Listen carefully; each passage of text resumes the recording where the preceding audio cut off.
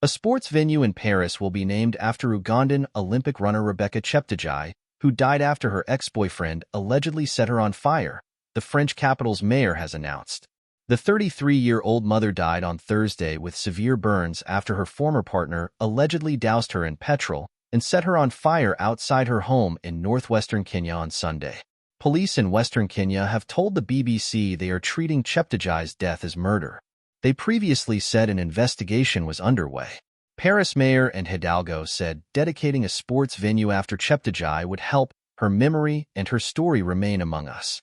Cheptegei competed in the Olympic marathon in Paris, coming 44th in a time of 2 hours 32 minutes and 14 seconds. Ms. Hidalgo told reporters the runner dazzled us at the Olympic Games in the French capital, adding that Paris will not forget her.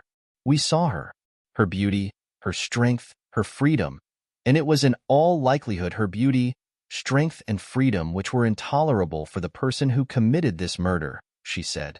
We'll dedicate a sports venue to her so that her memory and her story remains among us and helps carry the message of equality, which is a message carried by the Olympic and Paralympic Games. Joan Chalimo, a fellow athlete of Cheptegei's, said women need to come together following the incident. I knew Rebecca as a person. We were together at the Paris Olympics.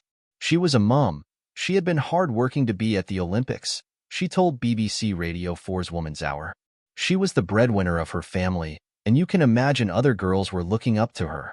Ms. Chalimo added, we are still hoping and trying to hope that the perpetrators will be held accountable for their wrongdoings.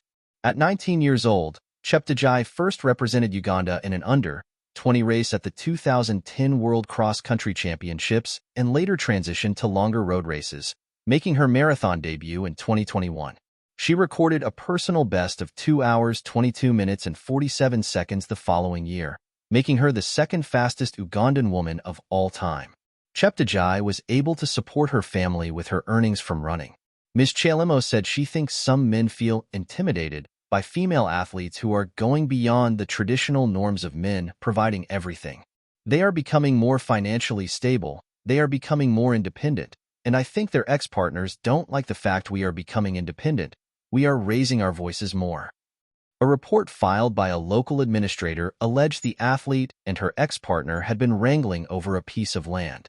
Attacks on women have become a major concern in Kenya. In 2022, at least 34% of women said they had experienced physical violence, according to a national survey.